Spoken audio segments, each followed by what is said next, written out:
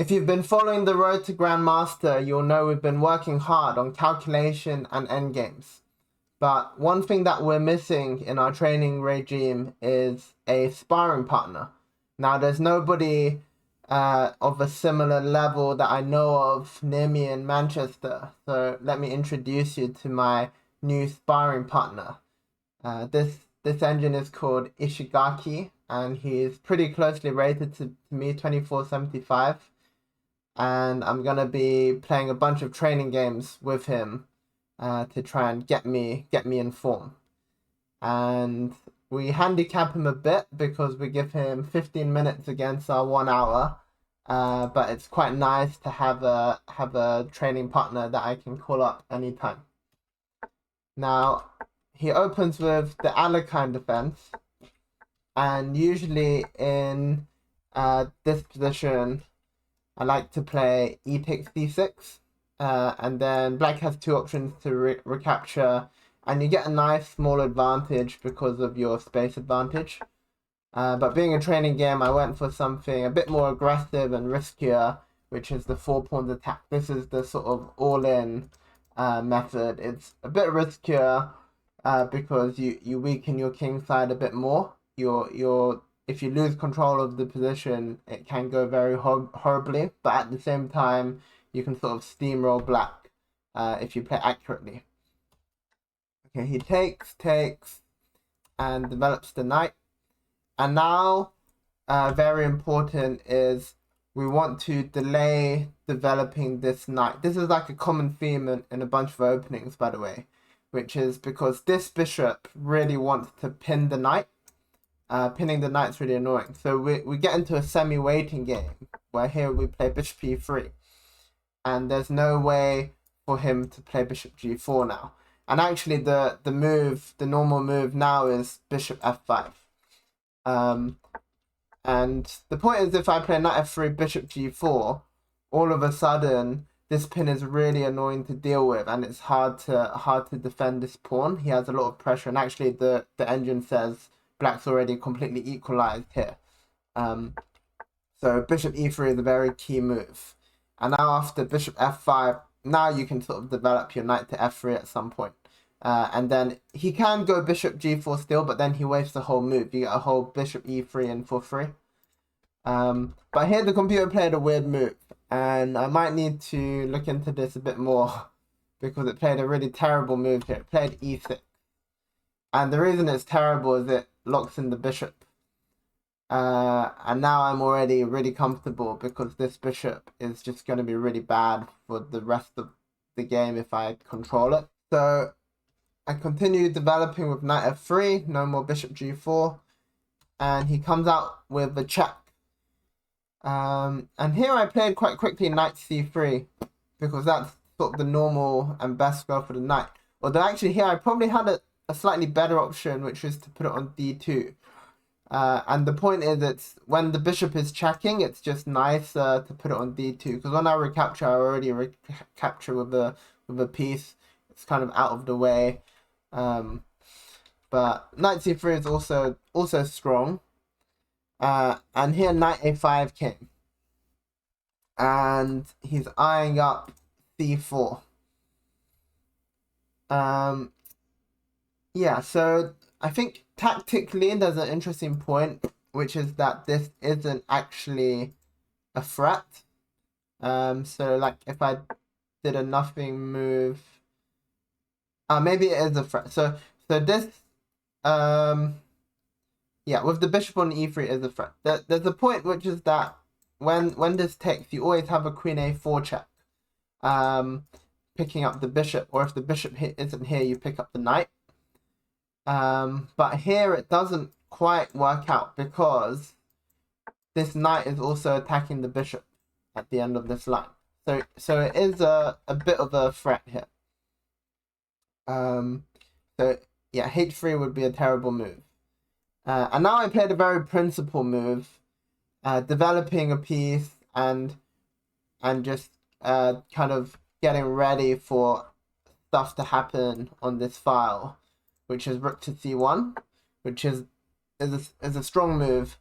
But I should have considered also c5. I saw c5, knight d5, and I kind of dismissed it because it kind of gives away this huge d5 square, right? This is like an outpost that I can never control with a pawn again. But I think an interesting learning point from this game is that sometimes you can just give up the outpost because this gives me so much space. Like, I do give that big square, but time and space is very important here as well. I just dropped back, and it's actually very difficult for black to play here to deal with this space advantage. Like, the principled way is to try and play b6 to break this apart, but now I can just develop because he's not actually threatening to take me, or at least I'm not too bothered about taking. I could even just castle here and sacrifice the pawn because he's got big problems with his king now. He's so far behind in development. For example, bishop e7, if I take, and take, again, this queen a4 check is a big problem, so he can't play queen takes because of queen a4 check. He has to play king takes e7 and knight g5, and this is already completely crushing. He just doesn't have time to do this. So c5 would have been very good as well. But my move, rook c1, is pretty good, but I should learn that c5 can be a very strong move, even though it gives away the square.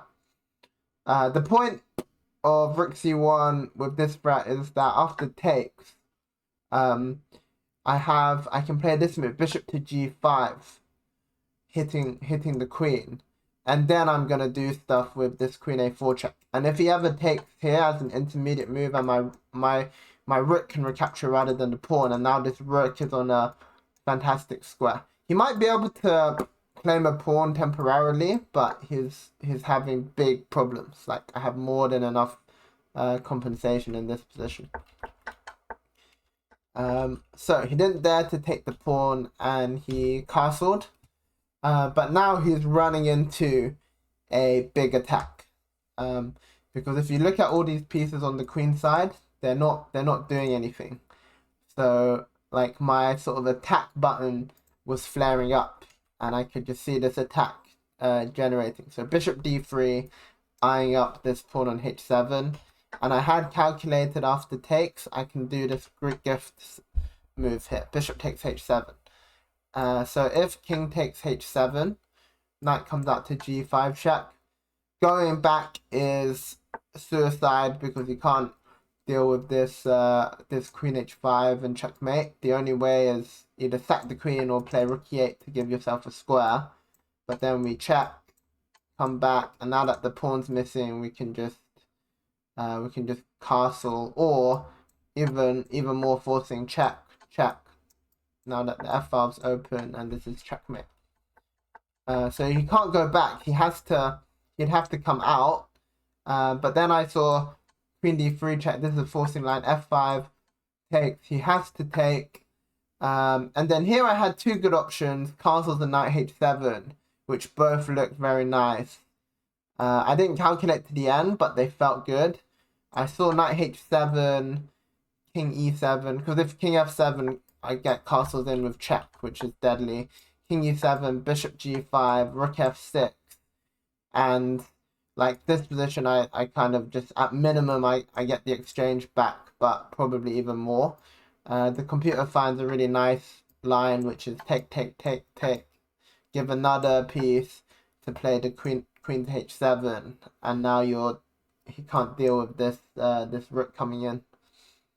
And there's also this threat of queen h4 picking up the queen, which is really nice. So after bishop takes h7, the computer found a good move here actually. He plays the calm king to h8, because taking is deadly. And now actually it looks like I might have a problem, because this is hanging and this is hanging. But I had seen king h8 as a possibility, and I have two options here. And one option I rejected is knight g5, kind of going all in for the checkmate. The idea is if takes, you put the queen on h5, and this is just killer, right? This is gonna be deadly. The reason I didn't go for it was g6. I didn't see a fantastic follow-up, because it kind of stops queen to h5. And I was looking at lines like queen f3, and I wasn't sure if this was winning enough, or good enough, and because I got a bit scared it could go out of control, but it turns out this is just completely winning. The reason it's a bit scary is your bishop's kind of trapped, right? So you can imagine a line where the attack doesn't work out and you just lose the bishop. So I was looking at moves like king g7, bishop e7, rook h8. But here I just tie him up. I just castle, and there's no way for him to claim this bishop. If the bishop comes back to e7, this knight comes forward. This bishop's still not doing anything, right?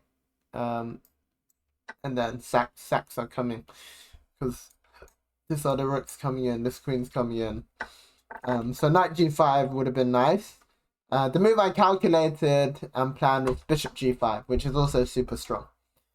And the point is, I kind of deal with this threat with tempo by attacking the queen. Like, yeah, because if he kind of retreats the bishop now, similar to the other line, I play my knight forward to e4, and I'm not really worried about any sort of traps here. He's gonna get checkmated again. So he plays f6, best move, but it's probably too late. And here there's a very important move, because if I don't play this accurately, actually, he's gonna take one of these bishops, and the attack will fizzle out. But the key move here is this bishop is the key attacking piece, and we want to keep this bishop. So we play bishop back to g6, and it just eyes up all of these key squares. So if he doesn't take here, then he's just the piece down, and I have a free attack. Knight takes b2, for example, I would just play queen e2.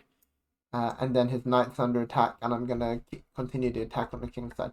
So he takes the bishop, and here is the sort of finishing blow, and I just need to get my queen into h5, and my knight's blocking me. So get out of the way, knight jumps to h4, and this threat of queen h5 is fatal. He played g4 to try and block, but it just delays. Queen takes. He runs away prophylactically, queen comes to h5, and it's game over. He attacked the queen, and then it was a bit of a cleanup operation, but it's completely winning. And then computer resign here. So a nice win against our training bot. We might need to play a tougher bot if we're going to give it only 15 minutes. But yeah, we'll keep working hard, and I'll see you in the next one.